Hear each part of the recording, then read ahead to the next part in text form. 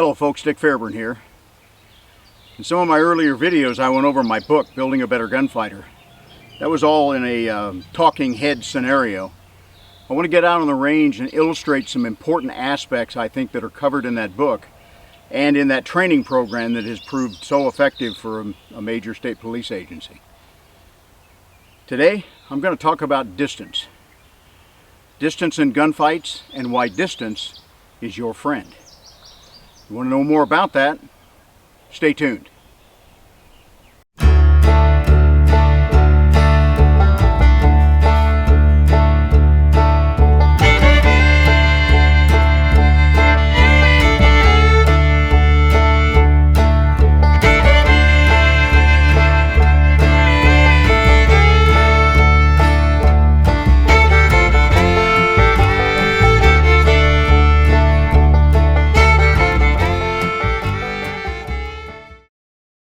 Why would I make the statement that distance in a gunfight is your friend? That comes from analysis of actual street shootings by both police officers and, to a lesser extent, concealed carry holders. A number of years ago, I conducted a stopping power survey for the Old Police Marksman magazine. We asked for officers who had been involved in a shooting to fill out a full-page questionnaire and submit that to us with the approval of their department. We ended up with a little over 200 of those. We were looking for what might be the most effective caliber or load in terms of stopping power, and we found some interesting trends along that way, but at the same time, Dr. Marty Fackler was inventing his terminal ballistics protocol, which became the 8-part test that the FBI uses now to test handgun and even carbine ammunition.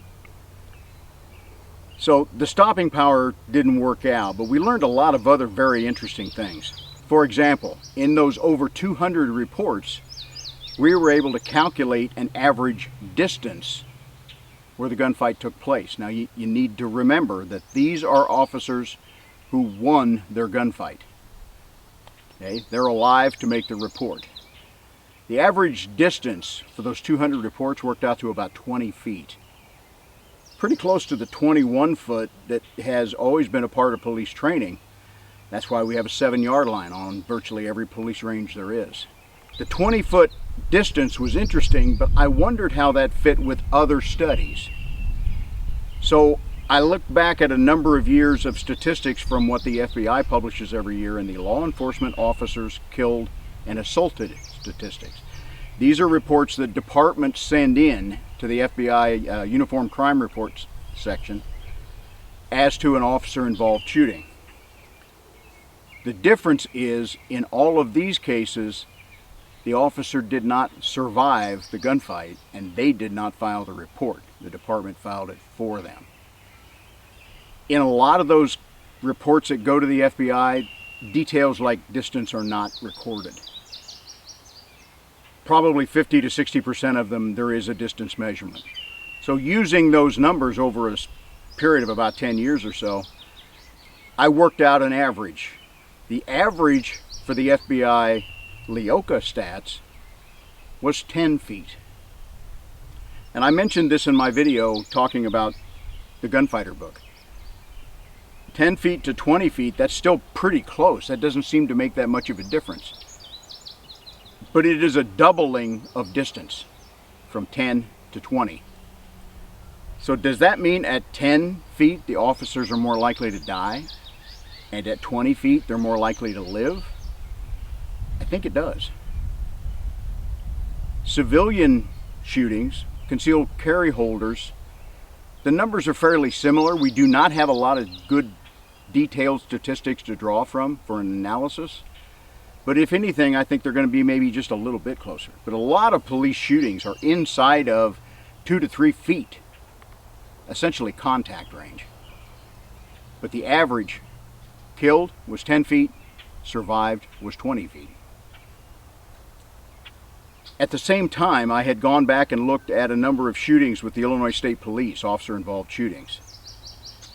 And what we found was rather startling, that the hit rate of that agency for the 10 years previous to my analysis was 11%. That meant that 89% of the shots they fired at a bad guy didn't hit the bad guy. That's the lowest hit rate I've ever seen recorded for a police agency. And I will brag that that Building a Better Gunfighter book documents the training program we put together for them when they transitioned from Smith & Wesson 9mm to Glock 40 caliber pistols. And a number of years later, we looked at that hit rate again, and it had gone up to 62%. Some of that is due to the Glock. The Glock is easier to shoot than their older Smith & Wessons with the changeable trigger, where they had a double action trigger for the first shot, single action for subsequent shots. It's always been a difficult system for a lot of shooters to master.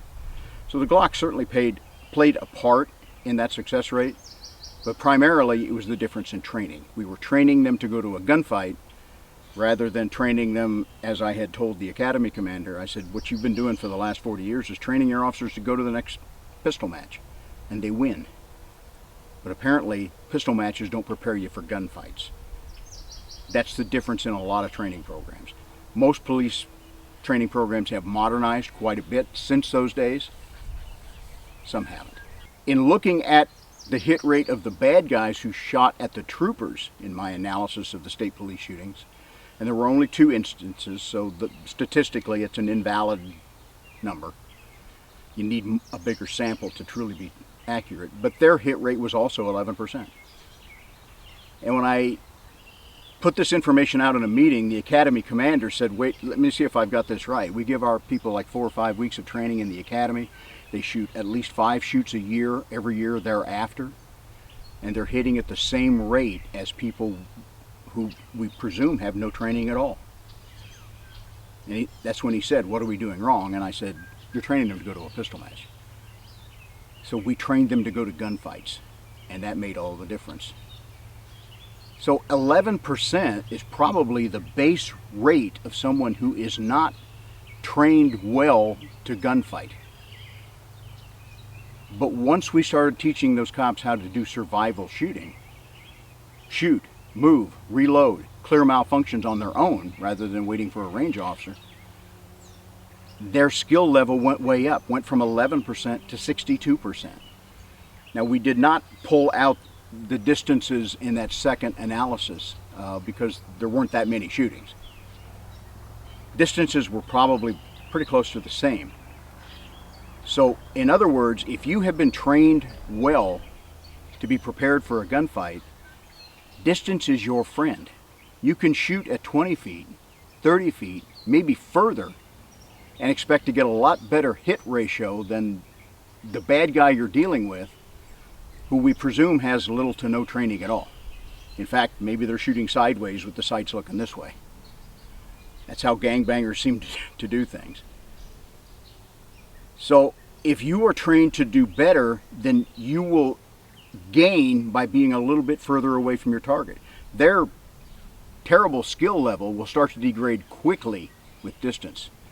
Your skill level, if you're properly trained, can be retained at a little bit more distance. That gives you an advantage.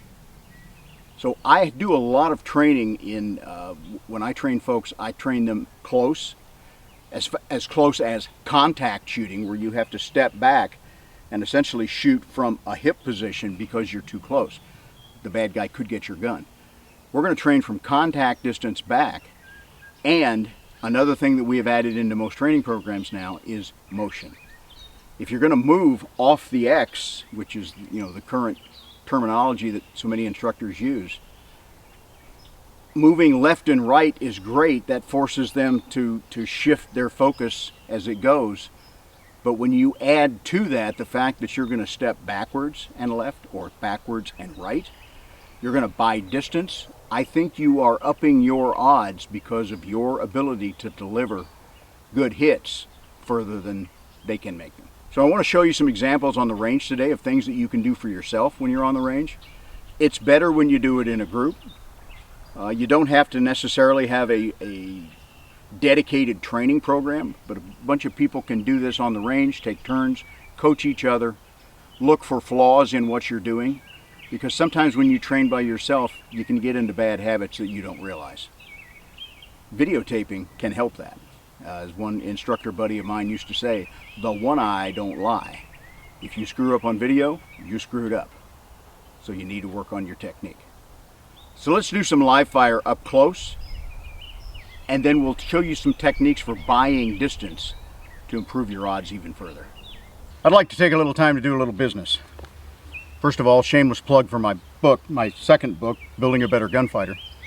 I have a number of these in paper copy. They are still available on either eBay or on my website at dickfairburn.com. The first book, Police Rifles, is no longer in print, but both of these will soon be out in an ebook format, so you can pick them up that way. I would also like to ask you to please subscribe, ring the little notification bell, and if you like what I'm doing here, give me a thumbs up. That's what helps grow this channel. That's what helps develop more content for you that are interested in what I want to do. So I appreciate it if you could buy the book, if you can subscribe, ring the bell, and give me a thumbs up. Thank you very much. Okay, this is contact. This is where a lot of shootings take place. Your aggressor is up in your space. You may have to forcibly push them back. When I went through Gunfight a number of years ago, they had a simulator there with a punching bag head. And you had to punch it with the heel of your hand or your fist hard enough to lock it back before you could take that step back and do that speed rock. And when I say speed rock, what we're talking about here is clear the holster, rotate the pistol, and fire from here. That's to gain space. If we try to get a pistol out like this into a firing stance, it's so close we're going to hit them with it.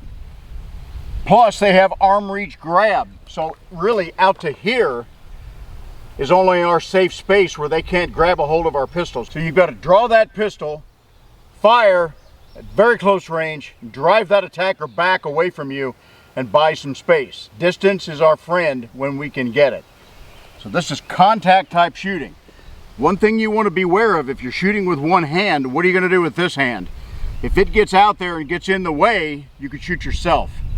So it's not a bad idea when you're shooting one-handed to have a designated place to put your hand. Here, wherever you want to put it out of the way. And I'll show you why this is a good idea in a minute if you want to do a two-handed speed rock. So here's a one-handed contact.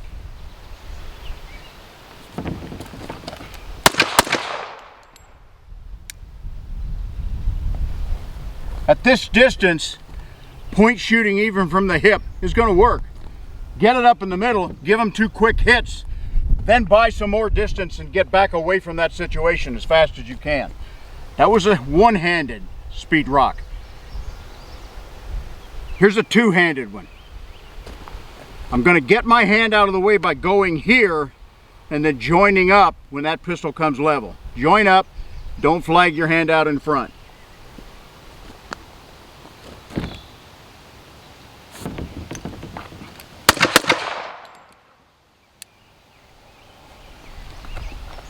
If we're a little bit further back, beyond reach, now we can probably get up. It's still going to be kind of like point shooting. You don't necessarily need a sight picture.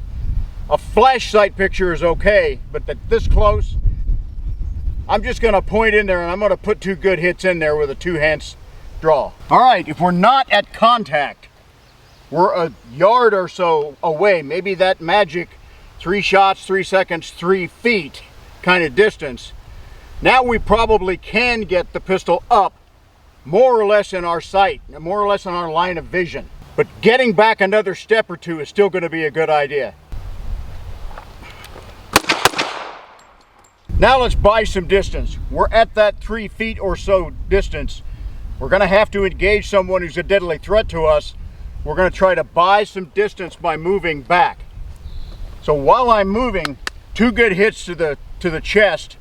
Once I get distance I'm comfortable with, slow down, 1 to the head.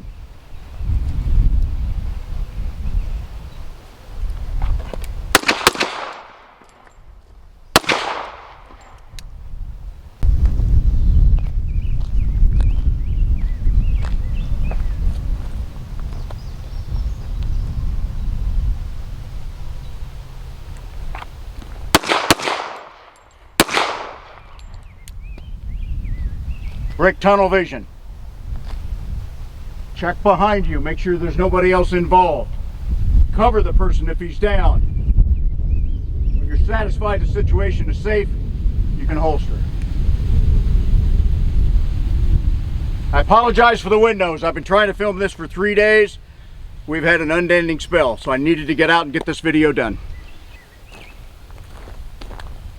As I said to begin with, distance is our friend. Whether we are at contact range and we may have to punch this guy to distract him and make a step back, or if we're going to truly step back and make some distance happen, that's what we need to do. There's one last thing I'm going to talk about. I think this is primarily going to be for police officers, but it could happen to civilians in concealed carry as well. For police officers, for the last 20 to 25 years, we've seen a steady growth of the number of officers killed each year in ambush, often a deliberate, premeditated ambush. If you are caught in a surprise situation like that, what we train these officers to do is military, infantry-style ambush survival. And in the military, they teach for a close ambush, you turn into the ambush and attack through it. Instead of running, instead of scattering and trying to find cover, you drive into these people and attack them with a counterattack. They don't expect that, and a lot of times that's the only way you're going to buy the time, the surprise you need to make that work. We're going to move either backwards or forwards. Backwards, it's toe to heel, slow and steady. You don't bounce up and down, you bend your knees a little bit and you try to come into that camera as steady as you can. That's backing away. Forward is the same thing. Heel, toe, no bouncing. Caught by surprise, total ambush, attack the ambush.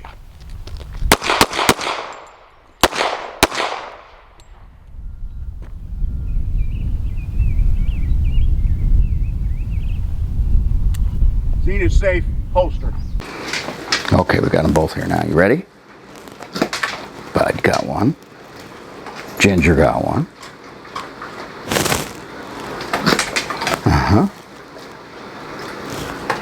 Oh, she missed it. She usually gets them, doesn't she, Bud? Okay, girl, last one. You ready? You ready? Yeah! That's all there is till next time.